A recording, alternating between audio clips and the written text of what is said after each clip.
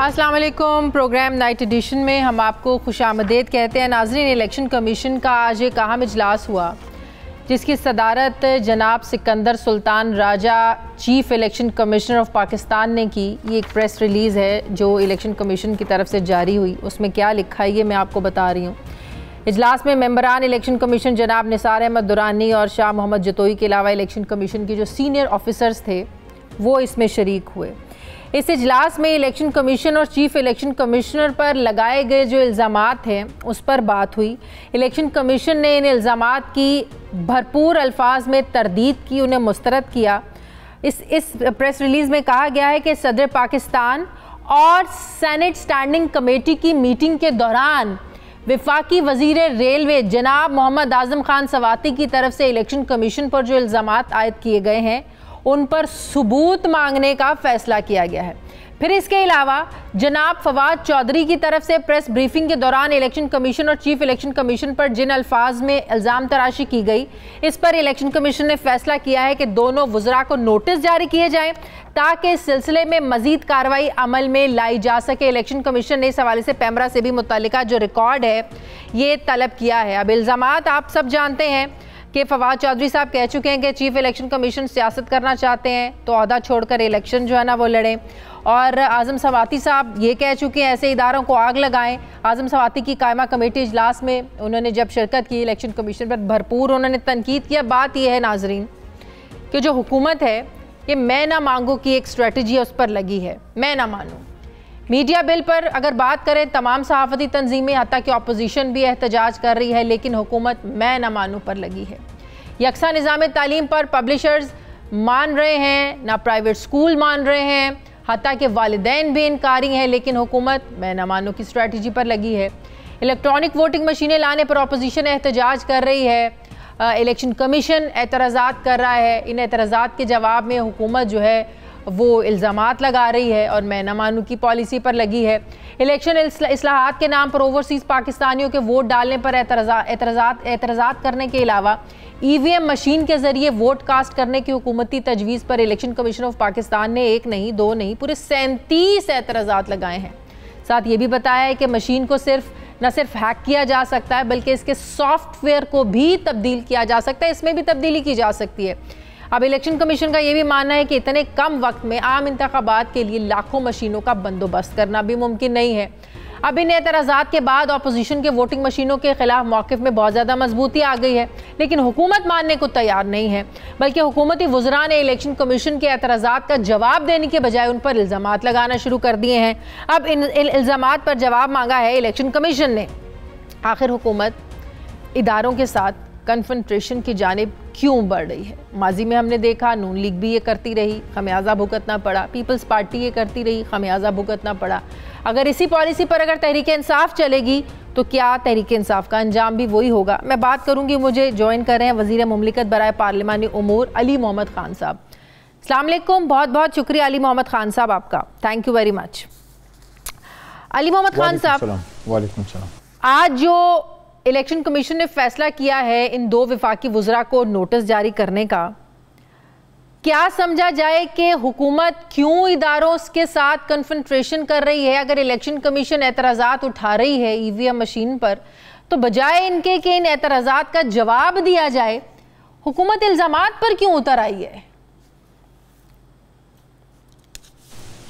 जी बिस्मिल्लाहिर्रहमानिर्रहीम, अल्लाहुम्मा सल्लि व सल्लिम मुबारक अला सय्यिदिना मोहम्मद। बहुत शुक्रिया। सबसे पहले तो बहुत अफसोस का इजहार मैं करना चाहूँगा, आपके वालिद साहब की फौतगी का मुझे पता लगा, तो अल्लाह उनकी मग़फ़िरत करे। ख़ासकर बेटियाँ जो हैं अपने वालिद से बहुत मोहब्बत करती हैं, तो ये एक ऐसा खला है जो कभी पूरा नहीं होगा, लेकिन हम सब आपके लिए दुआ करते हैं कि आपके भी वालिद और हमारी एक और एंकर हैं, हमारी बहन है मेरे ख़्याल में हम न्यूज़ पे डॉक्टर मारिया साहिबा के भी वालिद साहब की फौतगी का सुना, उनसे भी बहुत ताज़ियत और हमदर्दी। और जितनी भी फौतगियाँ हुई हैं ख़ासकर कोरोना की वजह से, हाल ही में हमारे रहीमुल्लाह यूसुफ़ज़ई साहब बहुत बड़े सहाफ़ी हमारे फौत हुए, बहुत बड़ा खला छोड़ के गए, अल्लाह उनकी भी मग़फ़िरत करे, आमीन आमीन। देखें, सबसे पहले तो मैं ये कहना चाहता हूँ कि इलेक्शन कमीशन से हुकूमत का कोई झगड़ा नहीं है, नंबर 1। नंबर 2, इलेक्शन कमीशन को हम उतनी इज़्ज़त देते हैं जितनी किसी भी आईनी इदारे को देनी चाहिए। We keep election commission of Pakistan the highest of regards. Number 2, 2 बात हो गई। तीसरा, अब एक वाक़याती बात है कि एक स्टैंडिंग कमेटी में जो है सेनेट की, वहाँ जब 37 नुकात आए इलेक्शन कमीशन के मोहतरम मेंबरान की तरफ से, वहाँ पे कुछ गुफ्तगू तुंदो तेज़ हो गई जो कभी कभार अब होनी नहीं चाहिए लेकिन हो गई, और उस पे सवाती साहब ने कुछ गुफ्तगू ऐसी की और फिर इलेक्शन कमीशन के जो मेंबरान थे मोहतरम वो बाइकाट करके चले गए।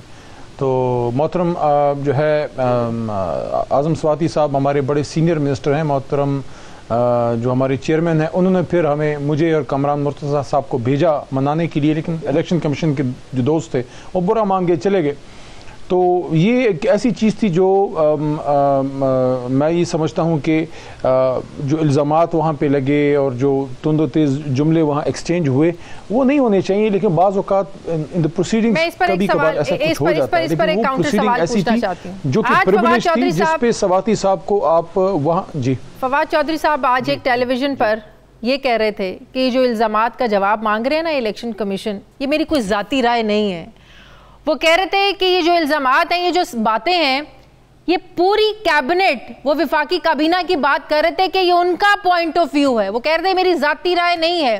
इसका मतलब है कि पूरी हुकूमत की ये जो इल्ज़ाम तराशी है, चाहे फवाद चौधरी साहब ने ये बात की है कि ये अपोजिशन की तर्जुमानी करते हैं, election commission, chief election commission को सियासत अगर करनी है तो वो सियासत में आ जाए, ओहदा छोड़कर घर चले जाएं, और फिर जो आज़म सवाती साहब की बातें हैं वो तो डाल रहे हैं, वो कहते हैं पूरी विफाकी काबीना का ये पॉइंट ऑफ व्यू है।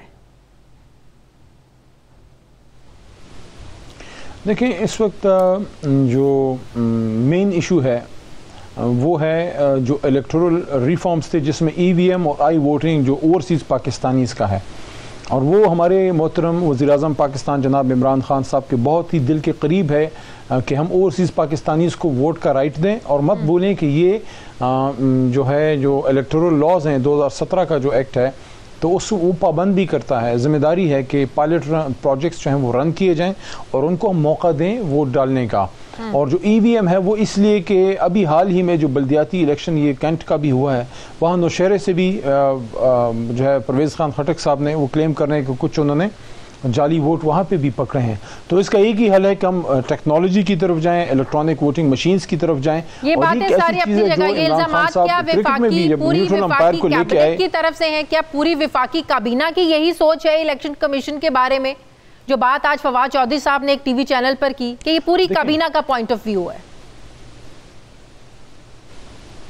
देखें, हुकूमत पाकिस्तान, वज़ीर-ए-आज़म पाकिस्तान, कैबिनेट, देखें एक आईनी इदारा है इलेक्शन कमीशन ऑफ पाकिस्तान, उसकी रिस्पेक्ट करते हैं, लेकिन कुछ रिजर्वेशंस हैं हुकूमत की जिसका इजहार उस स्टैंडिंग कमेटी में हुकूमत की तरफ से किया गया। वो 37 नुकात जो इलेक्शन कमीशन ने पेश किए उसका जवाब हमने वहाँ पे दिया, जो पूरा हम ना दे सके।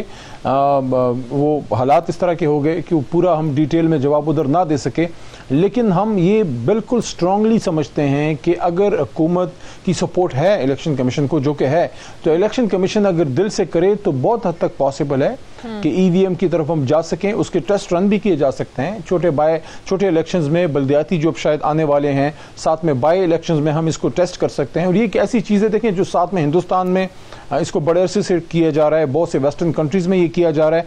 तो ये ऐसी चीज़ नहीं है जो कि हम अपने से कर रहे हैं कि पहली बार हो रहा है दुनिया में। दूसरा, हमने उस स्टैंडिंग कमेटी में जो इलेक्शन कमीशन के ऑनरेबल मेंबर्स आए थे उनको हमने ये बात की भी, और on more than one occasion की, कि जो EVM का ख़रीदा है उसको कौन सा EVM लिया जाए, कहाँ से लिया जाए, किस तरीके से उसको एम्प्लॉय किया जाए, सारी ये जुरिस्डिक्शन इलेक्शन कमीशन की है, उसमें हम दखल नहीं दे रहे। उसमें हम ये भी तजवीज़ नहीं कर रहे कि फ़लानी EVM लें या ये लें या वो ना लें। हम आपको फाइनेंशियल सपोर्ट जो भी हुकूमत की तरफ से तावन है उसको देने के लिए हर तरह से तैयार हैं, तावन करने के लिए, ताकि हमारे सिस्टम क्लीन हो, ताकि कोई इल्जामात ना लगाए आइंदा के इलेक्शन। बकौल फवाद चौधरी साहब के ये पूरी विफाकी काबीना का पॉइंट ऑफ व्यू है। अब इलेक्शन कमीशन ने तो जवाब मांग लिया है, वो कहते हैं साबित करें आपने जो इल्जामात लगाए हैं। तो अब इसके दो ही तरीके होंगे, अगर कार्रवाई होती है तो आप लोगों को साबित करना पड़ेगा, अगर नहीं है तो फिर माफ़ी मांगनी पड़ेगी। क्या करेंगे आप लोग? देखिए, इसका तो जो जवाब है वो तो हमारे वकला जो हैं वज़राए कराम के, वो उसका प्रॉपर जवाब दे देंगे, और मैं नहीं समझता कि बहुत कोई सीरियस इशू हो जाएगा। अल्लाह ताला करम करेगा, कोई ऐसा इशू नहीं है, कोई हुकूमत इलेक्शन कमीशन के खिलाफ नहीं है। हम सिर्फ ये समझते हैं, ये चाहते हैं कि इलेक्टोरल रिफॉर्म्स हो जाए और EVM जो है वो अगले इलेक्शन में इलेक्शन EVM से हो, ताकि ये शकूक व शुबात हमेशा के लिए ख़त्म हो। खान साहब की बड़ी ख्वाहिश है कि हमारा सिस्टम इतना क्रिस्टल क्लियर हो जाए कि जीतने वाला जब जीते तो हारने वाला बाकायदा अगर मुबारकबाद नहीं देता तो कम अज़ कम ये रिगिंग की, लेकिन इसका एक बड़ा आसान तरीका था ना, जो एतराज़ात इलेक्शन कमीशन ने उठाए हैं EVM पर, पुराने सिस्टम को ठीक किया जाए। उन एतराज़ात को दूर करना आप लोगों का काम है, बजाय के एतराज़ात पर इल्जाम तराशी की जाए। जो वो कह रहे हैं कि इस पर रिगिंग जो है ना वो रोकी नहीं जा सकती, EVM जो मशीन आप लोगों ने इंट्रोड्यूस करवाई है, तो उस पर एतराज़ात दूर करें ना। देखें, इसमें दो नुक्ते हैं। पहली तो यह है कि एतराज़ात पूरे के पूरे दूर करना हुकूमत का काम नहीं है। हमारा काम है लेजिस्लेशन करना, एक चीज़ तजवीज़ करना, उसमें जो सुकम हैं, जो कमज़ोरियां हैं, वो फिर अगर हुकूमत का कोई तावन चाहिए, हमारी साइंस टेक्नोलॉजी मिनिस्ट्री का, वो तो हम हाजिर हैं। लेकिन दुनिया में ऐसे मशीनें मौजूद हैं, क्योंकि इस्तेकाक इलेक्शन कमीशन ऑफ पाकिस्तान का है कि वो कौन सी बेहतर मशीन जब वो लेजिस्लेशन हो जाएगी वो बेहतर समझते हैं कि उससे इलेक्शन कराया जाए। टेक्नोलॉजी में सपोर्ट के लिए हुकूमत हर वक्त तैयार है, लेकिन ये एक चीज़ ऐसी है जिसको हुकूमत ने और इलेक्शन कमीशन ने सब ने इसको मिल के एक तरह से आगे लेके जाना है। ये सिर्फ हुकूमत इसको दूर नहीं कर सकती, क्योंकि उसमें कुछ इंतजामी उमूर ऐसे हैं जिसमें हुकूमत तो उसमें इंटरफेयर कर ही नहीं सकती। जैसे इलेक्शन डे वाले जो काम है वो तो इलेक्शन कमीशन ऑफ पाकिस्तान की सोल जुरिस्डिक्शन है, जो उनको आईन ने वो इख्तियार दिया है, जिसकी हम करते हैं, जिसकी हम कदर करते हैं। हम तो सिर्फ ये समझते हैं कि सिस्टम को हम ठीक करें, अभी हमारे पास वक्त है। ऐसा भी नहीं है कि कल को इलेक्शन है, 2 साल ठीक ठाक टाइम है। अगर there is a will there is a way, अगर नेकनीयती हो हर तरफ अपोजिशन का इसमें बहुत बड़ा रोल है। तनहा चलना बड़ा मुश्किल हो जाएगा। वही मीडिया जिसकी ऑपोजिशन में होते हुए आप लोग तारीफें करते थकते नहीं थे, specially prime minister Imran Khan साहब, वो कहते थे हमारी हुकूमत बनाने में सबसे बड़ा हाथ ही मीडिया का, मीडिया ने इतना सपोर्ट किया। लेकिन आजकल हुकूमत मीडिया के साथ जो करने पर तुली हुई है, क्या ये जस्टिफाइड है? अगले 2 सालों इलेक्शन कमीशन आप लोगों से नाराज़ हो रहा है, ऑपोजिशन आप लोगों के सामने खड़ी है, मीडिया को आप लोग नाराज़ कर रहे हैं, तो अकेले चल सकते हैं आप लोग इदारों की सपोर्ट के बगैर? देखिए, अपोजिशन की नाराज़गी तो देखें, उनका तो काम ही नाराज़ होना है। वो अगर हमसे राज़ी हो गए तो फिर काहे की अपोजिशन। जहाँ तक इलेक्ट्रॉनिक मीडिया का है, ECP का तो मैं जो है इलेक्शन कमीशन ऑफ पाकिस्तान का जवाब आपको दे चुका हूँ कि हुकूमत उनको हाईएस्ट ऑफ रिगार्ड्स में रखती है, एक आईनी इदारा है। कुछ चीज़ों पे 2 राय हो सकती है, जैसे EVM पे हम स्ट्रांगली सपोर्ट करते हैं कि हो, उनके उस पर एतराज़ात हैं, एतराज़ात के भी जवाब मौजूद है, उनका हल भी मौजूद है अगर विल हो, और उसमें अपोजिशन का बड़ा रोल है। फिर अपोजिशन चीखती चलाती है कि धांधली हो गई, अब वक्त है क्या है जो है आप रिफॉर्म्स करें। जहाँ तक मीडिया का ताल्लुक है, 2 चीज़ों पर हुकूमत का मौक़िफ़ बड़ा साफ है। एक ये है कि मीडिया में जो आपका वर्किंग जर्नलिस्ट है उसको जॉब सिक्योरिटी, उसकी तनख्वाहों का मामला कि वक्त पे तनख्वाह मिले, उसमें इंक्रीमेंट आए, उसमें बढ़ोतरी आए। कई सालों से जो है वर्किंग जर्नलिस्ट जो कैमरामैन हैं, जो लिखारी हैं, जो वर्किंग जर्नलिस्ट इन TV चैनल्स पे हैं, वो लोग जो हैं उनकी तनख्वाहें नहीं बढ़ी। एक तो उनकी जॉब सिक्योरिटी वाले मामला थे, दूसरा फेक न्यूज़ कि फेक न्यूज़ पे बहुत, क्योंकि इस वक्त 5th जनरेशन वॉर भी पाकिस्तान के खिलाफ सोशल मीडिया पे है, तो इलेक्ट्रॉनिक मीडिया की जिम्मेदारी ज़्यादा बनती है, क्योंकि सोशल मीडिया तो लाखों लोग उस पर कर रहा है, लेकिन इलेक्ट्रॉनिक मीडिया में आपका एंकर बैठा है जो क्रेडिबल आदमी होता है, एक इदारा होता है, उसकी कुछ जिम्मेदारियां हैं। ये एक चीज़ है। बाकी तो जो इज़हार राय की आज़ादी है उसको हम गारंटी करने वाले कौन है? वो तो आईन पाकिस्तान गारंटी करती है, और डिक्टेटर्स नहीं मुंह बंद कर सके तो एक स्टेक होल्डर्स के साथ मिलकर बैठकर ये मामलात हल होते तो ये एहतजाज की नौबत ना आती। सर देखिए, अभी तो वो लेजिस्लेशन ही सामने नहीं आई ना, अभी तो एक उसूली बात हुई है, एक फ्रेमवर्क देने की बात हुई है, एक आपको एक आइडिया दिया गया है कि ऐसा कोई हम अथॉरिटी लेके आ रहे हैं। अभी तो वो जो लेजिस्लेशन है वो आएगी, उसमें जो नुकात हैं जिस पे एतराज़ होगा उस पर डिस्कशन हो जाएगी। अपोजिशन भी मौजूद है, हम भी मौजूद हैं। हम कैसे उस मीडिया के हाथ या पैर खुदा न खास्ता काट सकते हैं जिसके सपोर्ट से हम अल्लाह ताला के करम से हुकूमत में आए हैं। हाँ, जो गलत है वो गलत है, फेक न्यूज़ गलत है, आप भी उसको एग्री करेंगी कि राय आप दे सकते हैं, लेकिन जब रिपोर्ट करते हैं तो रिपोर्टिंग करेक्ट होनी चाहिए। बिल्कुल सही, बिल्कुल सही। बहुत बहुत शुक्रिया वज़ीर मुमलिकत पार्लिमानी उमूर अली मोहम्मद खान साहब मेरे साथ थे। मुझे ब्रेक लेनी है नाज़रीन, वापस आते हैं थोड़े से वक्त के बाद।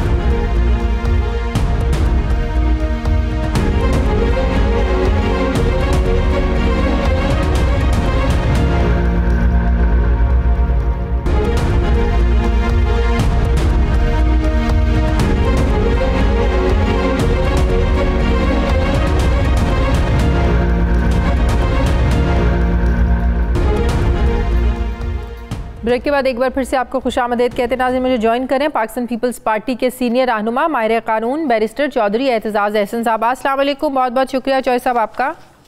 चौधरी साहब, पहले हुकूमत हम देख रहे हैं 3 सालों से, पिछले 3 सालों से अपोजिशन से निपटने में मसरूफ़ है, मगर अब थोड़ा सा रुख चेंज किया है हुकूमत ने और अपना टारगेट अब बनाया इलेक्शन कमीशन को और मीडिया को। अब अगर इलेक्शन कमीशन ये बात कर रहा है कि ईवीएम से धांधली खत्म नहीं हो सकती, तो वुज़रा इल्ज़ाम तराशी करते हैं। कभी कहते हैं कि इलेक्शन कमीशन अपोजिशन का तर्जुमान बना हुआ है, कभी कहते हैं कि चीफ इलेक्शन कमिश्नर को सियासत करने का शौक है तो सियासत कर लें। आज इलेक्शन कमीशन का इजलास हुआ जिसमें इलेक्शन कमीशन और चीफ इलेक्शन कमिश्नर पर जो इल्ज़ामात लगाए गए वफाकी वुज़रा की तरफ से, उनकी तरदीद की इलेक्शन कमीशन और उन्हें मुस्तरद किया और कहा गया कि इन इल्ज़ामात का जवाब दिया जाए, सबूत दिए जाएं। अब आपको भी पता है चीफ इलेक्शन कमिश्नर के पास सुप्रीम कोर्ट के जज के बराबर इख्तियारात होते हैं, वो तौहीने अदालत का मुर्तकिब भी करार दिया जा सकता है। जो शख्स इल्ज़ाम लगाता है तौहीने अदालत करता है, सज़ा भी हो सकती है। माजी की मिसालें हमारे सामने हैं। ये हुकूमत इदारों के साथ कन्फ्रंट्रेशन की जानिब क्यों बढ़ रही है चौधरी साहब? हुकूमत को एक दुश्वारी तो है ना कि वो मईशत जो सड़कों पे है, जो मोहल्लों में है, जो देहात में है, वो उनसे काबू उस पे, उसकी ज़बूं वाली पे का कोई इलाज नज़र नहीं आ रहा। और मेरा ख्याल है इमरान खान को सबसे ज़्यादा जो मुश्किल पड़ेगी वो महंगाई और बेरोज़गारी, ये 2 उसकी असल अपोजिशन है। ये इलेक्शन कमीशन तो वैसे अक्सर जानिबदारी का किरदार कुछ दिखा चुकी है, और मेरे ख्याल है कि चीफ इलेक्शन कमिश्नर साहब को अगर उनके पास सुप्रीम कोर्ट के वाले भी इख्तियारात हैं, उनको किसी के ख़िलाफ़, ऐसे शख्स के ख़िलाफ़ जो कि मियाँ मोहम्मद नवाज़ शरीफ का मुखालिफ है, उसके ख़िलाफ़ तो बेंच में बैठना ही नहीं चाहिए। उसकी इतनी कुर्बत उनके साथ, उनके ख़ानदान की, दोनों ख़ानदानों की इतनी कुर्बत है कि उसमें तो चीफ इलेक्शन कमिश्नर को बैठना ही नहीं चाहिए।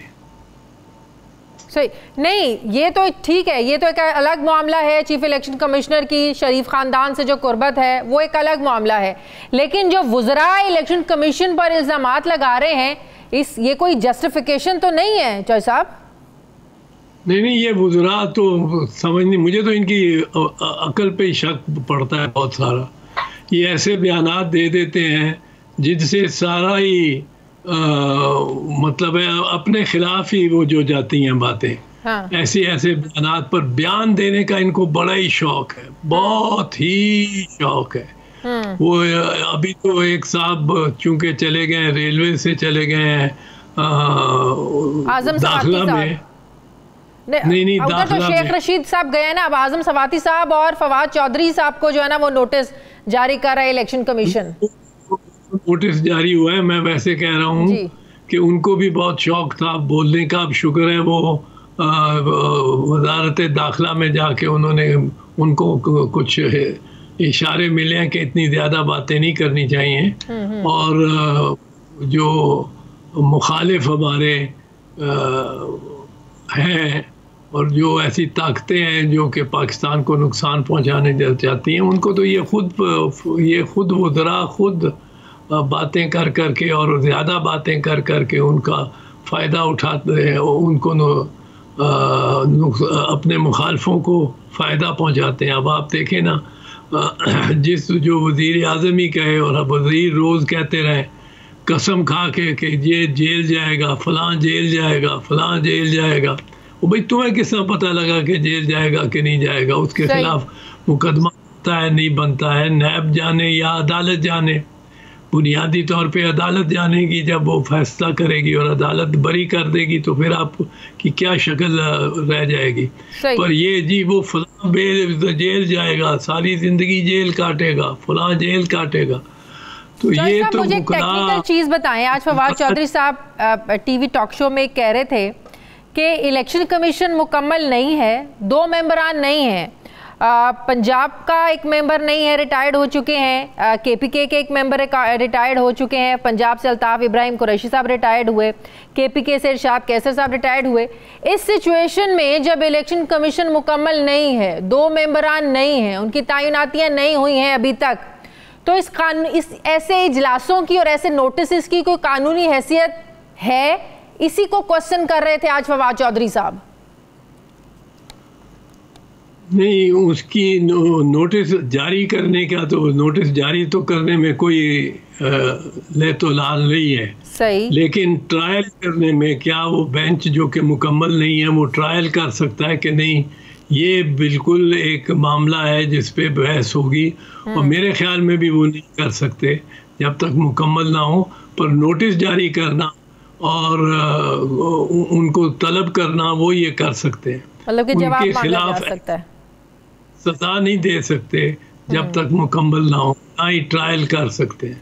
बिल्कुल सही। चौधरी साहब, ये बात एक हकीकत है कि माजी की हुकूमतों ने जब जब इदारों से टकराव किया, इसकी कीमतें उन्हें चुकाना पड़ी हैं, चाहे वो पीपल्स पार्टी हो, चाहे वो नून लीग हो, चाहे आज जो तहरीक इंसाफ कर रही है। अब तहरीक इंसाफ जिस तर्ज पर चल रही है, जैसे मैंने पहले भी कहा, ऑपोजिशन, इलेक्शन कमीशन और अब मीडिया, आपको लगता है कि ये हुकूमत गलत कर रही है इदारों के साथ? देखिए, मीडिया के साथ तो बिल्कुल गलत कर रही है और वो बहुत ज़्यादती है।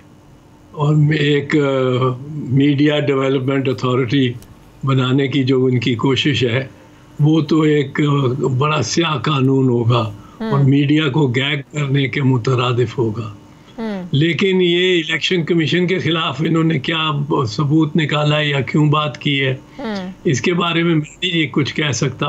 इलेक्शन कमीशन अगर उसमें जानिबदारी आए तो उसको बिल्कुल उसकी मसला तो सारा ईवीएम का है ना चौधरी साहब।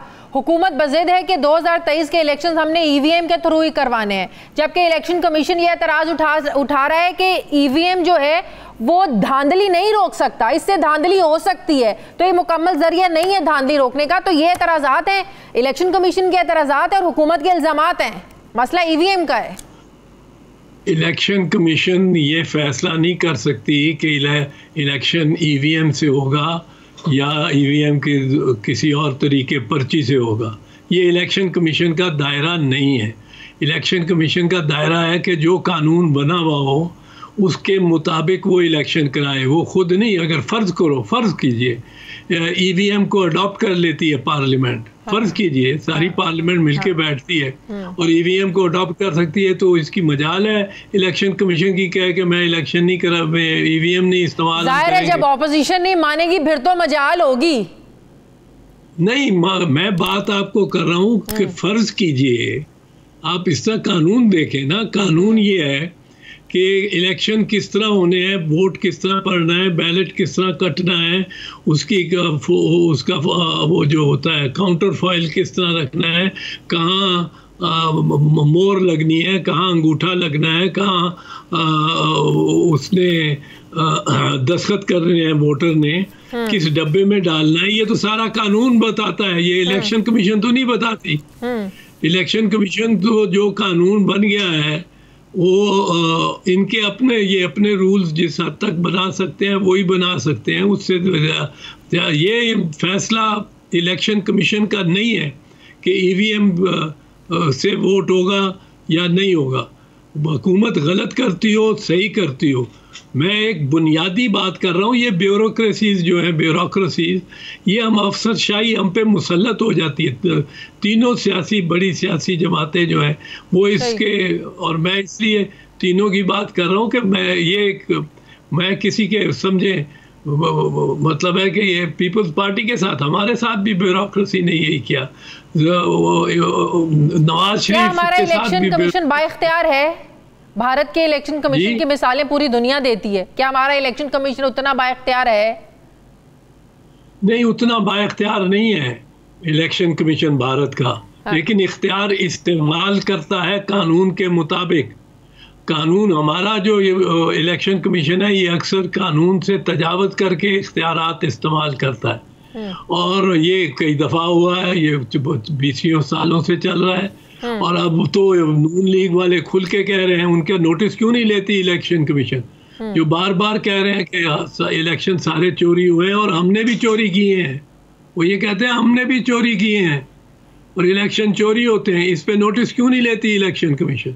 सही, इलेक्शन कमीशन ने भी जहाँ चाहना होता है नोटिस लेना होता है। ये ब्यूरोक्रेसीज, ये सियासी जमातों को इनसे मरूब नहीं होना चाहिए और हम मरूब हो जाते हैं। लेकिन आप देखिए ना, कोई हवा में भी तो नहीं बन जाता ना इलेक्शन कमीशन। मेंबरान कौन चुनता है, चीफ इलेक्शन कमिश्नर कौन लगाता है, जिनको हम लगाते हैं कल उन्हीं पर हम खुद ही सवाल उठाना शुरू हो जाते हैं। चौधरी साहब, अगर उठाने वाले हों तो उठाने चाहिए, क्यों नहीं उठाने चाहिए?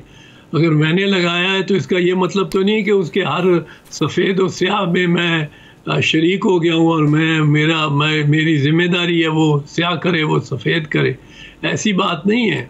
बात बड़ी साफ सी है कि हर इदारे ने अपने कानून और मुल्की आइन के मुताबिक चलना है। सही। और अगर इलेक्शन कमीशन मुल्की आइन और अपने कानून जो नाफिज होता है उसके मुताबिक नहीं चलता तो उसकी तनकीद भी हो सकती है और उसके खिलाफ अदालत में भी, सुप्रीम कोर्ट या हाई कोर्ट में भी जाया जा सकता है। बिल्कुल जाया जा सकता है। सही। चौधरी साहब, कंटोनमेंट बोर्ड के इंतखाबात, तहरीक इंसाफ 60 सीटों के साथ आगे, नून लीग 59, आज़ाद उम्मीदवार 55, आज़ाद उम्मीदवार बड़ी तादाद में कामयाब हुए हैं, पाकिस्तान पीपल्स पार्टी 17। अब नून लीग का पिछले 3 सालों से एक बयानिया चल रहा है। कंटोनमेंट बोर्ड के इंतखाबात हुए हैं, बहुत से लोग कह रहे थे जिस बयानिए के साथ ये लोग चल रहे हैं ये लोग नहीं जीत सकते, अवाम ने इनको मुस्तरद कर दिया। अब जो रिजल्ट सामने आए हैं इसका क्या मतलब समझा जाए? इनके बयानिए को लोगों ने सीरियस नहीं लिया, लोगों को फ़र्क नहीं पड़ा, या लोगों में इनका बयानिया मकबूल हुआ? क्या समझा जाए? नहीं समझा तो ये जाएगा कि जितनी इन्होंने सीटें ली हैं, पहले तो देखें कहाँ ली हैं। पंजाब में पंजाब में इनकी पॉपुलैरिटी यकीनन है और वो ख़ास कर ज़्यादातर तो वो जीटी रोड पर है। एक अगर सारे पाकिस्तान का नक्शा लें और आप पिंडी से लाहौर आएँ, लाहौर से ज़्यादा साहिवाल चले जाएं, उस एक सड़क पे इनकी बिल्कुल मेरा ख्याल है अक्सरियत है। और वहाँ भी मेरा ख्याल है कि और 2 साल अगर मियाँ साहब मफरूर रहे तो वो कम होगा। मियाँ साहब को तो स्वीप करना चाहिए था सारे पाकिस्तान में जितनी वो बात करते हैं। अच्छा। वो तो हमें तो ये बताते हैं कि जी हम बिल्कुल 2/3 मेजॉरिटी लेके आएंगे। वो तो ऐसी तो बात कोई नहीं हुई। और सिर्फ पंजाब के जो कंटोनमेंट बोर्ड्स हैं वहाँ उनको कुछ मिली है, सब कुछ मिली है। लेकिन ये भी तो एक हकीकत है, मरकज़ में जाने के लिए पंजाब का रास्ता मजबूत बन जाए तो आप मरकज़ में पहुँचना ज़रा आसान हो जाता है। नहीं हो जाता है। पंजाब एक बड़ा सूबा है, पंजाब में ज़्यादा सीटें हैं, पंजाब में ज़्यादा एक इख्तियार ब्यूरोक्रेसी ज़्यादातर पंजाब से है। ये पंजाब को एक वो है तो सही सबकत बाकी सब पे। इसीलिए हम ये समझते हैं कि पंजाब के अगर साउथ पंजाब, नॉर्थ पंजाब बन जाए सेंट्रल पंजाब तो ये मुल्क की और वफाक के लिए बेहतर होगा। सही, ठीक है। बहुत बहुत शुक्रिया। पाकिस्तान पीपल के सीनियर रहनुमा माहिर कानून बैरिस्टर चौधरी एतजाज़ एहसन साहब मेरे साथ थे। मुझे ब्रेक लेनी है नाज़रीन, वापस आते हैं थोड़े से वक्त के बाद।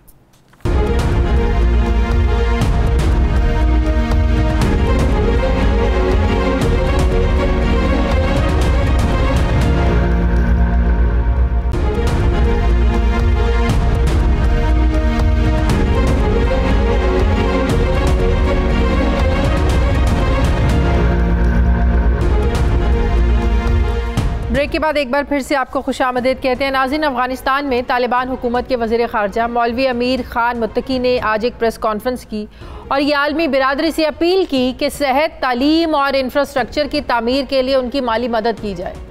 उन्होंने इन आलमी इदारों से ये भी अपील की कि जो इदारे अपने प्रोजेक्ट अधूरे छोड़कर चले गए हैं वो इनको मुकम्मल करें ताकि अफ़गान अवाम की मदद हो सके। उन्होंने जनीवा आलमी कॉन्फ्रेंस में अफ़गानिस्तान की मदद करने वाले ममालिक का शुक्रिया अदा करते हुए ताजिरों और सरमायाकारों से ये दरख्वास्त भी की कि वो अपने कारोबार शुरू करें ताकि अवाम को इसका फ़ायदा पहुँच सके और जो मुल्की मईशत है ये मजबूत हो। मौलवी अमीर खान मुत्तकी ने अमेरिका के किरदार पर तनकीद की और ये कहा कि हमने गैर मुल्कियों के इनखला में मुकम्मल ताउन किया, मगर अमेरिका ने तालिबान की तारीफ करने की बजाय अफगानिस्तान के असासे मुंजमद कर दिए। उन्होंने कहा कि अमेरिका भी अफगान हुकूमत को अपने दबाव में रखना चाहता है। दो टोक बात करते हुए उन्होंने कहा कि अमेरिका समेत आलमी बिरादरी को ये मालूम होना चाहिए कि जो इंतशार की पॉलिसी है ये कारगर साबित नहीं हो पाएगी और जो ममालिक हमारी तरफ मनफी नज़रों से देख रहे हैं उन्हें अपनी पॉलिसीज़ पर नज़रसानी करनी चाहिए। नाजरीन, तालिबान ने अमेरिका को शिकस्त देते हुए अफगानिस्तान में अपनी हुकूमत तो कायम कर ली है, मगर उन्हें हुकूमती मामलात चलाने के लिए इस वक्त सबसे ज़्यादा जो चैलेंजेस हैं उनमें सबसे बड़ा चैलेंज वो है मुआशी मैदान का चैलेंज जिसका उन्हें सामना है, क्योंकि अफगानिस्तान के लगभग 10 अरब डॉलर जो है ये अमेरिका ने देने से इनकार कर दिया है। IMF और वर्ल्ड बैंक ने सारे मंसूबे रोक दिए हैं। अमरीकी वज़ीर ख़ारजा टोनी ब्लिंकन ने प्रेस कॉन्फ्रेंस की और ये कहा कि अफगानिस्तान से इनखला के बाद अफगानिस्तान और पाकिस्तान के ताल्लुकात की बुनियाद क्या होनी चाहिए, मुस्तकबिल में अमरीका के पाकिस्तान के साथ ताल्लुकात क्या होंगे, इसका जायज़ा आइंदा आने वाले हफ्तों में लिया जाएगा। इसी पर मैं बात करूंगी। मुझे ज्वाइन कर रहे हैं साबिक सफ़ीर शाहिद अमीन साहब। अस्सलाम वालेकुम, बहुत बहुत शुक्रिया शाहिद अमीन साहब आपका। शाहिद अमीन साहब, मौशी चैलेंजेस पर तो हम बात करते हैं कि उससे कैसे निपटना है, दुनिया को क्या करना है, लेकिन अमरीकी वज़ीर ख़ारजा ने जो बड़ी अहम बात की कि बाइडन इंतज़ामिया पाकिस्तान के साथ अपने ताल्लुकात पर नज़रसानी करने जा रही है। ताल्लुकात की नौयत क्या होगी, किस किस्म के ताल्लुकात होंगे, आइंदा हफ्तों में हम ये डिसाइड करेंगे। अगर मैं आपसे ये पूछ पाऊँ कि अमरीका ऐसे वक्त में जब निकल गया है, पाकिस्तान ने भरपूर सपोर्ट किया है, अमेरिका पाकिस्तान से एक्सपेक्ट क्या कर रहा है, क्या तवक्कुआत लगाए बैठा है कि उन्हें यह कहने की नौबत आई कि हम देखेंगे कि पाकिस्तान के साथ ताल्लुकात किस नौयत के इस्तवार करने हैं? देखिए, मेरे ख्याल में इस वक्त पाकिस्तान अमेरिका ताल्लुकात जो हैं किस्म के फ्रोज़न से हैं, या समझिए कि उसके अंदर कुछ कशीदगियाँ मौजूद हैं। और ये जो उनके वज़ीर ख़ारजा हैं उन्होंने एक किस्म का इंदिया दिया है कि जल्द ही उनकी हुकूमत पाकिस्तान के बारे में कोई पॉलिसी कायम करेगी, लेकिन उसमें एक किस्म की धमकी है, या जो भी आप समझ लीजिए कि अगर अफ़गानिस्तान के कॉन्टेक्स्ट में अमेरिका समझता है कि पाकिस्तान का रोल जो है वो तामीरी है और मिसाल के तौर पे तालिबान के साथ जो पाकिस्तान के अच्छे ताल्लुकात रहे हैं उसकी बुनियाद पे पाकिस्तान तालिबान को ये कायल करे कि वो एक कसीरुल जमाती हुकूमत वहाँ कायम करे, औरतों के साथ जो है रवैया जो है वो आम इंटरनेशनल स्टैंडर्ड्स के मुताबिक हो। अगर ये चीज़ें होती हैं तो यकीनन अमेरिका का पाकिस्तान के बारे में ज़्यादा मस्बत रवैया होगा।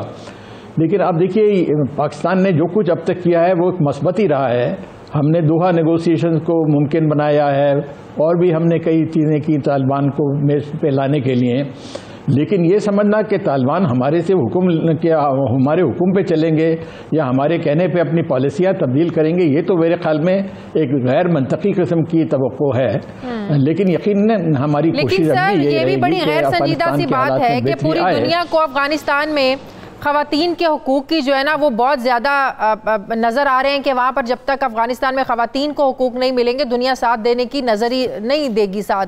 लेकिन सर, जो कुछ दिहाइयों से कश्मीर में ख़वातीन और बच्चों के साथ हो रहा है, दुनिया में इतनी ज़रूरत तो नहीं हुई कि इंडिया से पूछ सके या इंडिया को कटहरे में लेके आए कि अब कश्मीर में वहाँ की औरतों के साथ क्या कर रहे हैं, वहाँ के बच्चों और वहाँ की औरतों के हुकूक क्या हैं। सर, ये तो एक दौरा में आ रहा है। जी जी बिल्कुल, आपकी बात सही है। एक दौरा में आ रहा है, अब से नहीं बल्कि साल से है। कश्मीर में मजालिम कोई नई बात तो नहीं है ना जी, लेकिन ये सही है कि इंटरनेशनल कम्युनिटी जिसमें अमेरिका भी शामिल है उन्होंने कभी हिंदुस्तान पे सही मानों में प्रेशर नहीं डाला है। तो ये तो उसकी मंतक यही है कि वो इंडिया जो है बड़ा मुल्क है, उसके साथ वो अच्छे ताल्लुकात रखना चाहते हैं, बल्कि उनके जो आलमी कॉन्टेक्स्ट है चीन के ख़िलाफ़ वो इंडिया को अपना स्ट्रेटेजिक पार्टनर समझते हैं। ये बैनुल अक़वामी ताल्लुकात की रियलिटीज़ हैं, जो एक अलग मसला है। लेकिन हमें अगर अफ़गानिस्तान पर बात करें तो आज वज़ीर ख़ारजा ने अफ़गानिस्तान के जो पहली प्रेस कॉन्फ्रेंस की है उसमें दो एक अहम बातें कही हैं। एक तो उन्होंने ये कहा कि पूरे अफ़गानिस्तान पे तालिबान का कब्ज़ा है, और मुल्क में अमन व अमान है और जो बुनियादी तौर पे एक मुल्क को तस्लीम या हुकूमत को तस्लीम करने की शराइत होती हैं कि क्या पूरी तरीके से इनका इक़्तिदार है, क्या मुल्क में अमन व अमान है, वो तो उन्होंने पूरी कर दी हैं। तो जो इंटरनेशनल मेयार है उसके मुताबिक उनको रिकग्निशन मिलनी चाहिए। और उन्होंने इस बात पे कंसर्न का इजहार किया कि बाज़ मुल्क जो है वो कंडीशनैलिटी लगाए जा रहे हैं, जैसे अभी आपने जिक्र किया कि औरतों के साथ ही ऐसा बर्ताव हो या और चीज़ें जो हैं, ये कम की अफगानिस्तान के ऊपर प्रेशर टैक्टिक्स हैं। लेकिन साथ ही में अफगानिस्तान को भी अंदाज़ा करना चाहिए माजी को देखते हुए कि अफगानिस्तान तनहा नहीं रह सकता, उसको इंटरनेशनल कम्युनिटी की हिमायत की ज़रूरत है। और अमेरिका भी जो है उनके जो एसेट्स को रिलीज़ करने को उसूली तौर पे तैयार है, अगर वो समझता है कि अफगानिस्तान में ये सब चीज़ें हो रही हैं। और सिर्फ अमेरिका ही नहीं है, अब देखिए कतर के ने भी, जो कि बड़ा इसमें अच्छा रोल अदा कर रहा है, उसने उनके वज़ीर ख़ारजा ने भी कल ये कहा कि कतर का कोई इरादा नहीं है तालिबान की हुकूमत को तस्लीम करने का। तो ये दुनिया में एक आम सिचुएशन है। तो तालिबान को भी एक रियलिस्टिक पॉलिसी इख्तियार करनी होगी कि जो दुनिया की कंसर्न है सिर्फ अमेरिका की कंसर्न नहीं है। उसमें मिसाल के तौर पे कतर ने भी कहा कि हम चाहते हैं कि हम कि औरतों के बारे में उनका रवैया ठीक हो। बना के लिए उन्होंने मिसाल दी कि कतर भी तो एक इस्लामी मुल्क है, आप देखिए हमारे मुल्क में औरतें हर चीज़ में इन्वॉल्व हैं। तो गोया कि तालिबान को भी कुछ ना कुछ इस सिलसिले में कोई सेंसिटिविटी दिखानी होगी। अगर उन्होंने कोई सख्तगी रवैया अख्तियार किया तो फिर असल मसला यही रहेगा कि उनको रिकग्निशन नहीं मिलेगी, और रिकग्निशन नहीं मिलेगी तो उनको बैनुल-अक़वामी इंटरनेशनल एड भी कम से कम उतनी नहीं मिलेगी जितनी मिलनी चाहिए। सही, बहुत बहुत शुक्रिया। साबिक सफीर शाहिद अमीन साहब मेरे साथ हैं। केनिया नाज़रीन, वापस आते हैं छोटे से वक्फे के बाद।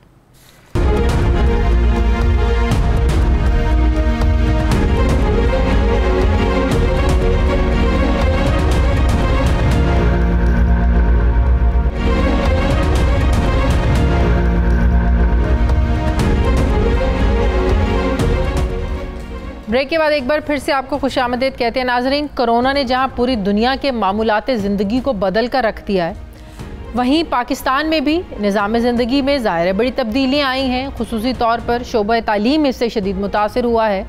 कोरोना में ज़्यादा अरसा तो स्कूल बंद रहे हैं, कई महीनों के लिए ऑनलाइन एजुकेशन पर ज़ाहिर है आज भी स्टूडेंट्स जो हैं, छोटे बच्चे हैं, बड़ी क्लासेस ऑनलाइन एजुकेशन पर हैं, तो प्रैक्टिकल सब्जेक्ट्स पे भी मसाइल खड़े होने लगे हैं। ज़ाहिर है लैब्स और लाइब्रेरीज़ की एक्सेस नहीं होगी तो प्रैक्टिकल तजुर्बात और रिसर्च वर्क जो है ज़ाहिर है ये भी मुकम्मल नहीं हो सकेगा। फिर हुकूमत को ऐसे हालात पे मद्देनज़र रखकर अपनी पॉलिसियाँ तरतीब देना पड़ी। जैसे अभी बैनुल सूबाई वज़राए तालीम ने यह फैसला किया है कि 10वीं और 12वीं के इम्तहानात में फ़ेल होने वाले जो स्टूडेंट्स हैं उनको रियायती 33 नंबर देकर पास किया जाएगा और उन्हें इख्तियारी नंबरों की औसत पर लाजमी मज़ामीन जो है सब्जेक्ट्स हैं उनके नंबरों का फ़ैसला किया जाएगा। इजलास में तलबा को इम्तहानात में रियायत देने और पासिंग मार्क्स देने के फ़ैसले के अलावा यकसा निसाबे तालीम का एजेंडा भी डिस्कस किया गया है। यकसा निसाबे तालीम से लोगों को ये लगता है, मुझे भी ये लगा कि जो तालीमी इदारे हैं ये एक जैसा जो है वो निसाब देंगे, मतलब कि कोई अंग्रेज़ी मीडियम महंगा स्कूल है उसका भी निसाब एक जैसा होगा, जो HSN है उसका भी एक जैसा होगा, जो एक दीनी मदरसा है उसका भी एक जैसा होगा, जो गाँव का दूर दराज गाँव का एक स्कूल है उसका भी एक जैसा होगा। क्या वाकई ऐसा होना है? स्टूडेंट्स में भी बेचैनी है, वालिदैन में भी बेचैनी है। और फिर स्पेशली मेरे हाथ में एक ये किताब है, ये मैं अपने कैमरामैन से कहूँगी इसको ज़रा जूम इन करके दिखाएं। ये ग्रेड 1 की किताब है। मैंने कल अपनी बेटी की ये किताब देखी तो मैं बहुत से वर्ड्स देख के मैं ख़ुद कंफ्यूज होगी क्योंकि इसमें कुछ कॉन्सेप्ट्स क्लियर नहीं हैं। सूबाई वज़ीर तालीम पंजाब डॉक्टर मुराद राज साहब मेरे साथ लाइन पे मौजूद हैं। अस्सलाम वालेकुम, बहुत बहुत शुक्रिया डॉक्टर साहब आपका। डॉक्टर साहब आप टेलीफोन लाइन पर हैं, अगर आप मेरे साथ वीडियो पर होते तो आप भी ये किताब यकीनन आपने ज़ाहिर देखी होगी। मुझे तो सबसे पहले तो पकड़ते हुए डर लग रहा है कि इसके जो सफ़े हैं वो फट ना जाएंगे, इतनी मैं अब इसको क्या कहूँ लो क्वालिटी। अभी कल ये किताब मेरे घर पे आई है और मुझे ये मैं आप ये देखें ज़रा, ये फटना भी शुरू हो गई है। नंबर 1। नंबर 2, ये आप स्क्रीन पर नाजरीन देख रहे हैं, ये जो मैंने सर्कल किए हुए हैं ये कॉन्सेप्ट्स क्लियर नहीं हो पा रहे हैं। अब मैं एक एक वर्ड करके डिस्कस करूं। डॉक्टर साहब ये आपने पढ़ी और आप मुझे बताएंगे कि इसमें वाकई तब्दीलियों की ज़रूरत है। शाजिया देखें, ये एक पहला स्टेप लिया गया है, ठीक है जी। I completely agree with you कि कहीं पे चेंजेस की जरूरत है बुक्स के अंदर। जिस तरह पहले आपने मेरी आधा मिनट जरा 45 सेकंड बात सुनी है। पहले किताबें बनती थी, 10-10 साल उन किताबों को कभी अपडेट नहीं किया जाता। मैं आपको ये बताऊं कि ये पहली दफा किताबें आई हैं। इस वक्त जब आप अपना बात करें, आज भी टीमें बैठी नहीं हैं जो कि इन किताबों के अंदर चेंजेस लेकर हम आ रहे हैं। और आप देखना कि हर साल किताबों को अपग्रेड किया जाएगा, हर साल किताबों को बेहतर से बेहतर किया जाएगा। और जिस तरह इनपुट साथ साथ आता जा रहा है वो चेंजेस जो हम समझते हैं कि बाकी में जिस तरह आपने चीज अब एक पॉइंट की, इसी तरह दूसरी चीजें भी जो है आप देखना it will only get better. पहले लोगों को कभी मौका नहीं मिलता था कि वो किताब के बारे में कहें और हाँ जी वो चेंजेस लाए जाएं, कभी लोगों की इनपुट भी नहीं गई। ये पहली दफा हुआ है कि हम किताबें भी नई, एक तो देखें सिंगल नेशनल करिकुलम का मतलब क्या है, मतलब ये शाजिया कि ये मिनिमम स्टैंडर्ड ऑफ एजुकेशन हम पाकिस्तान के अंदर लेकर आए। इससे जो मयार होगा वो ऊपर होगा, इससे नीचे किसी का नहीं। क्या मैं ये समझूं कि गांव दूर दराज का स्कूल का टाट का पढ़ा हुआ बच्चा, टाट स्कूल का पढ़ा हुआ बच्चा और एचईसन का पढ़ा हुआ बच्चा, इनका स्टैंडर्ड एक जैसा होगा? उनका स्टैंडर्ड पढ़ाई का जो उनके जो लर्निंग एसएलओज होते हैं ना, स्टूडेंट लर्निंग आउटकम्स, वो एक जैसे होंगे। अच्छा। क्योंकि अगर आप एचएसएन में पढ़ा रहे हैं या अलग से आप अपने बच्चे को पढ़ा रहे हैं जहां पे 50,000 रुपया फीस, ठीक है जी, तो अब उधर उन स्कूलों ने भी तो जस्टिफाई करना ना कि वो 50,000 रुपया फीस क्यों ले रहे हैं। उन्होंने इन ये किताबें उनको पढ़ानी जरूरी नहीं है, वो अपनी किताबें ले आए जो कि Punjab curriculum text board approve करता है। क्योंकि एक करिकुलम का फ्रेमवर्क दे दिया गया है, आप एक पेपर के ऊपर बड़ा सा सर्कल लगा ले, सबने उस सर्कल के अंदर रहना है, जितनी मर्जी किताबें पढ़ाएं। अब जो प्राइवेट स्कूल है जो 50,000 रुपया फीस लेगा वो तो चाहेगा, लेकिन जो किताबें सामने आई, मेरे पास जो किताब सामने पड़ी है सर, मुझे तो लग रहा है बड़ी उजलत में यकसा निसाब तालीम और तब्दीली को लेकर बड़ी उजलत में ये मार्केट में किताब ले आए हैं। होना तो ये चाहिए था कि मार्केट में लाने से पहले माहिरीन तालीम बैठते, डिस्कस करते कि ये चीज़ होनी चाहिए नहीं होनी चाहिए। एक चीज़ जब लागू कर दी गई है, बच्चा पढ़ना शुरू हो गया है, कल को हम क्या कहेंगे जो पहले पढ़ा रहे थे वो गलत था, गलत किताबें छप गई, ये कौन था छापने वाला? नहीं नहीं नहीं नहीं शाजिया, बिल्कुल भी नहीं। 2.5 साल इसके ऊपर काम हुआ है। वो जो 40 मेंबर से ज्यादा की कमेटी थी ना, उसके अंदर प्राइवेट सेक्टर था, पब्लिक सेक्टर था, उलमा थे, सिविल सोसाइटी थी, सब इन्वॉल्व थे। ये मेरी स्क्रीन पर चल रहा है, मैं खुद कंफ्यूज हो गई। ये लाम से मुझे तो घोड़ा नजर आ रहा है, साथ छोटी सी एक चीज पड़ी हुई। तो फिर मैंने पूछा किसी से, मैंने कहा ये क्या है, तो पता चला ये लगाम है। मुझे तो घोड़ा ही नजर आ रहा था लाम से। अब मैंने तो लाम से कभी घोड़ा पढ़ा नहीं। फिर एक चाय का कप बना हुआ है हमजा से, मुझे तो चाय नजर आ रही है, हमजा से चाय का कॉन्सेप्ट मुझे तो समझ में नहीं आया। फिर बड़ी है, देखें मुझे तस्वीर ताले की नजर आ रही है, लेकिन मुझे कॉन्सेप्ट समझ में नहीं आ रहा कि बड़ी ये से ताले का कॉन्सेप्ट क्या है। जरा प्लीज जरा इसको जूम इन कर दें। फिर छोटी ये है, ये भैंसा बना हुआ है। अब मुझे इसका भी कॉन्सेप्ट समझ में नहीं आ रहा है, मैं कंफ्यूज होगी, मैं अपनी बेटी को क्या पढ़ाऊंगी? देखिए, क्योंकि ये सब के लिए एक नई चीज है, ठीक है, गलत चीज है। तस्वीरें नहीं, बिल्कुल भी नहीं। देखें, जो आप समझते थे कि हम पहले पढ़ा रहे थे वो किताबें, ये प्राइवेट सेक्टर ने भी जब किताबें देखी है ना और उन्होंने मटेरियल देखा तो उन्होंने इस पे एग्री किया कि बाकी में बड़ी अच्छी किताबें बनाई हैं। ये देखिए, तस्वीरों का ऊपर नीचे हो जाना, साइज बड़ा हो जाना, छोटा हो जाना, जो चीज ऊपर नीचे की बात नहीं मैं कर रही, मैं कह रही हूँ कि मतलब गलत है, कॉन्सेप्ट गलत है। देखें, सिर्फ तस्वीरों को एनलार्ज करना या तस्वीरों को छोटा करना, those are minor thing. Concept clear होने चाहिए ना बच्चों के। हाँ। अब हमारा जो सबसे बड़ा इशू था, मैं आपको ये बताऊं क्या था, दुनिया में कहीं नहीं होता कि मुल्कों का एक करिकुलम ना, हमारे मुल्क में 10 करिकुलम चल रहे हैं। हाँ। ठीक है जी, दुनिया में ये कहीं नहीं होता कि एक फॉरेन लैंग्वेज के अंदर प्राइमरी स्कूल पढ़ाया जा रहा। हाँ। अभी भी हम ये कर रहे हैं क्योंकि हम इतनी एक इंग्लिश कॉम्प्लेक्स नेशन है कि जिसको अंग्रेजी बोलनी आती है उससे फॉरेन इंप्रेस हो जाती है। सो हम एक बच्चों के कॉन्सेप्ट, अगर आप ये सोचें कि मैं आपसे अभी फ्रेंच में बोलना, दुनिया में सरकारी स्कूल देख लें और प्राइवेट स्कूल देख लें, फीसों का फर्क जरूर है, माहौल, स्टडीज, असातिज़ा सब बराबर हैं। डॉक्टर साहब, दुनिया की मिसाल ना दें। आप बिल्कुल, आप नहीं, मैं क्यों एग्जाम्पल दे रहा हूं, क्योंकि आपने कहीं ना कहीं शुरू तो करना है ना। हाँ। आप अगर ये समझे, क्योंकि यहां पे पिछली हुकूमतों ने इंटेंशनली तबाह किया पब्लिक सेक्टर। हाँ। क्योंकि वो प्राइवेट सेक्टर से बेनिफिट्स ले, ठीक है जी, स्पेशली पिछले 10 साल में तो बिल्कुल तबाह कर दिया पब्लिक सेक्टर को। क्योंकि प्राइवेट सेक्टर क्यों इतना ऊपर आ गया पिछले 10 साल? क्योंकि उनसे बेनिफिट लिए गए, उनको प्रमोट किया गया, पब्लिक सेक्टर को तबाह कर दिया जहां पे सबसे ज्यादा बच्चा पढ़ रहा था। सर, हमें सिर्फ दरसी कुतब को यकसा नहीं करना है, हमें माहौल को भी एक जैसा देना है। ताकि कोई गांव से उठकर, और फिर सबसे बड़ी बात जो आप अंग्रेजी की बात कर रहे हैं, दुनिया में compete करने की आप बात करते हैं, आप मुझे अपना कोई एक वजीर बता दें जिसने बाहर जाकर तकरीर करनी हो और उसको अंग्रेजी ना आती हो, उसका क्या हाल होगा? बिल्कुल, मैं अंग्रेजी को नेगेटिव नहीं कह रहा, मैं कह रहा हूं बच्चों के कॉन्सेप्ट क्लियर करने के लिए आप एक फॉरेन लैंग्वेज में प्राइमरी स्कूल नहीं पढ़ा सकते। यहाँ पे क्यों रट्टे लगाते हैं, क्यों रोट लर्निंग है? क्योंकि बच्चों को समझ ही कॉन्सेप्ट की नहीं आती। वो रट्टे लगा के इंग्लिश पे जो साइंस का सब्जेक्ट है, जो जिस तरह का सब्जेक्ट है, उसको रट्टे लगा के या जनरल नॉलेज को रट्टे लगा, लेकिन कहीं ना कहीं अंग्रेजी को डिस्करेज जरूर कर रहे हैं आप लोग। बिल्कुल भी नहीं, इंग्लिश सब्जेक्ट है, मैथ इंग्लिश के अंदर है, इंग्लिश वहां पे है, जो सब्जेक्ट इंग्लिश के वो वहीं पे सिर्फ जनरल नॉलेज और इस्लामियात। वो 5वीं तक उर्दू में नहीं पढ़नी बच्चों को। मैं इस्लामियात की बात कर रहा हूँ, नहीं मैं सोशल स्टडीज का भी पूछ रही हूँ। जनरल नॉलेज जी, उसके अंदर साइंस का बाकी सब चीजें जो आती है ना, थोड़े थोड़े सारे कॉन्सेप्ट्स होते हैं बीच में। सो वो जो है ऑब्वियसली बच्चों के, अब जब तक अब अंग्रेजी के अंदर देखें, आप बात कर रही हैं मेरे ख्याल से 3 से 4% जो पाकिस्तान के लोग हैं जो इनमें पढ़ रहे हैं एलीट स्कूल्स के अंदर या एलीट चेंज के अंदर, ठीक है।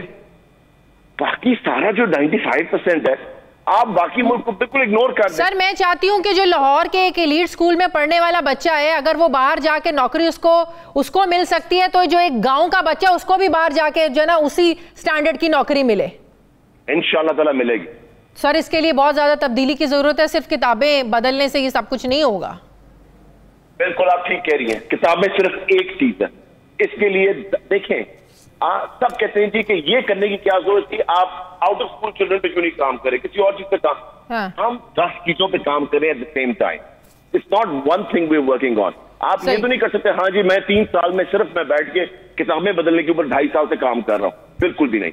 आउट ऑफ स्कूल चिल्ड्रन लाने के लिए हमने क्या किया, 7,000 स्कूल अपग्रेड किए, जो किसी गवर्नमेंट ने आज तक एक दफा में नहीं किए। Over 7,000 school upgrade to bring children back. 3 हफ्ते के अंदर हम 1.25 लाख बच्चे को वापस स्कूल लेकर आए। लेकिन मेरी आपसे यही दरखास्त है, ये हमजा से चाय खत्म कर दें, ये लाम से घोड़ा खत्म कर दें, लगाम नजर ही नहीं आ रही है, बड़ी ये से ताला खत्म कर दें, और याक इंग्लिश का अंग्रेजी का वर्ड है भैंसा जिसको बोलते हैं, छोटी जैसी ये खत्म कर दें। मैं आपको बता रहा हूँ कि सारे चेंजेस इंशाल्लाह ताला देखे जाएंगे एंड देन विल गो। बहुत बहुत शुक्रिया। वज़ीर तालीम पंजाब डॉक्टर मुर्तज़ा साहब मेरे साथ थे। नाज़रीन मुझे ज्वाइन कर रहे हैं हमारे नुमाइंदा खुसूसी अनवर सुमरा। अस्सलाम वालेकुम, बहुत बहुत शुक्रिया अनवर सुमरा आपका। अनवर सुमरा, प्राइवेट स्कूल्स के कंसर्न्स हैं क्या?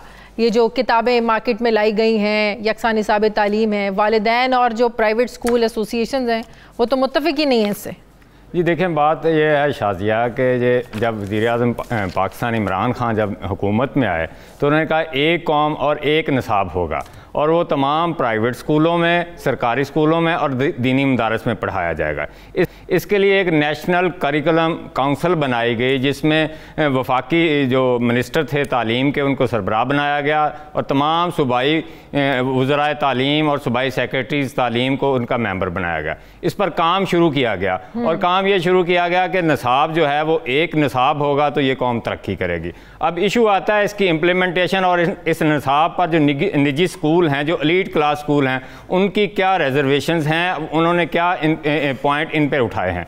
असल इशू ये है कि ये क्लास 1 से लेकर क्लास 5 तक जो है इस साल इन्होंने इम्प्लीमेंट किया है। ये अगस्त 16 को प्राइम मिनिस्टर ने इसका इफ्तिताह किया है, जिसमें ये कहा गया है कि जनरल साइंस जो है, इंग्लिश और मैथ जो है वो इंग्लिश में पढ़ाए जाएंगे। बाकी जो सब्जेक्ट है जिसमें इस्लामियात है, उर्दू है, वाकफियत आमा है या माशरती आलूम है, जो 4थी और 5वीं क्लास को ये उर्दू में पढ़ाए जाएंगे।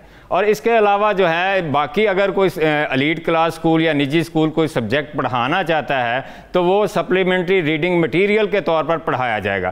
पहले तो ये यकसा निज़ाम तालीम की स्पिरिट के ख़िलाफ़ है कि आपने निजी स्कूलों को जो वो एक्स्ट्रा मज़ामीन पढ़ा रहे थे, आपने सप्लीमेंट्री रीडिंग मटेरियल के तौर पर उनको अप्रूवल दे दी कि आप पढ़ा लें। इसका मतलब है आपने यकसा निज़ाम तालीम जो है, या यकसा निज़ाम निसाब तालीम जो है वो इम्प्लीमेंट नहीं करना, और और आपने सिर्फ जल्दबाजी में एक छोटा सा काम किया। दूसरी बात, निजी स्कूलों के रिजर्वेशन वो क्या है, वो कहते हैं कि हमारे बच्चे एलीट स्कूलों के ख़ास तौर पर भारी हम फीसें लेते हैं वालदैन से। हम एक इन्वायरमेंट देते हैं जिसमें इंग्लिश लैंग्वेज जो है उस पर फोकस किया जाता है। वो कहते हैं कि हम जो माशरती उलूम है ये सोशल स्टडी के तौर पर इंग्लिश में पढ़ाएंगे, और दूसरी जो किताब है उसको वाकफियत आमा व जनरल नॉलेज के तौर पर हम इंग्लिश में पढ़ाएंगे। सब कुछ बहुत उजलत में किया। शुक्रिया। अनवर हुसैन सुमरा मेरे साथ है। नाज़रीन, हमारे प्रोग्राम का वक्त खत्म हो गया। फीडबैक ज़रूर दीजिएगा।